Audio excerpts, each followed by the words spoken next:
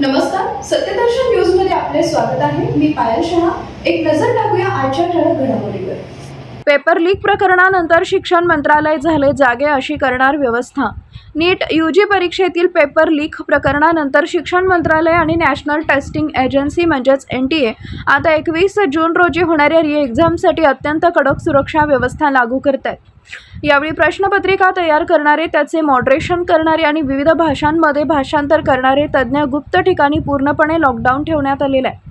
परीक्षा संपेपर्यंत त्यांना बाहेरील कोणाशीही संपर्क ठेवण्यास परवानगी नसणार आहे. अधिकाऱ्यांच्या माहितीनुसार या ठिकाणी मोबाईल फोन, लॅपटॉप, इंटरनेट आणि स्मार्टवॉच यावर पूर्णपणे बंदी घालण्यात आली आहे. प्रश्नपत्रिका लीक होऊ नये यासाठी संपूर्ण प्रक्रिया अनेक टप्प्यांमध्ये विभागण्यात आली आहे. कोणत्याही एका व्यक्तीकडे संपूर्ण माहिती किंवा नियंत्रण नसणार आहे.